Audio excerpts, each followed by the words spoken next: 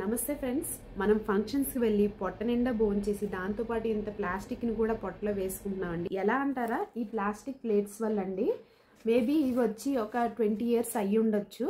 మరి మన పిల్లల సంగతి ఏంటండి, వాళ్ళు ఇప్పటి నుంచి ఈ ప్లాస్టిక్ ప్లేట్స్లో తింటున్నారు కదా. మనం అప్పట్లో అరిటాకులో కానీ విస్తరాకులో కానీ తినేవాళ్ళం. అరిటాకులో వేడి అన్నం వేయటం వల్ల అరిటాకులో ఉన్న పోషకాలు కూడా మన ఒంట్లోకి వచ్చేవి. మరి ఈ ప్లాస్టిక్ ప్లేట్స్లో తింటే మన ఒంట్లోకి ఈ ప్లాస్టిక్ కవర్ రాదా చెప్పండి. చూసారా, చాలా చీప్ మెటీరియల్తో చేసిన ప్లాస్టిక్ కవర్ ఉన్న ప్లేట్ అనమాట. దీనిలో మనం భోంచేస్తే మన పొట్టలోకి ఈ ప్లాస్టిక్ వెళ్ళిపోతుంది. అవసరం లేదు మీకు. రోజు రోజుకి క్యాన్సర్ కేసెస్ అయితే పెరిగిపోతున్నాయి ఇలాంటి వాటి వల్లేనండి. ఏదైనా ఫంక్షన్ అయితే మీరు 20 items పెట్టడం గొప్పగా, లేదా 15 items పెట్టడం అని ఆలోచించకండి. దానిలో 2 items తగ్గించేసి సేమ్ దీనిలాగే ఉండే విస్తరాకుతో చేసిన ప్లేట్స్ దొరుకుతున్నాయి, అలా పెట్టుకోండి. లేదు అంటే ఇలా విస్తర వేసేసి వడ్డించేయచ్చండి.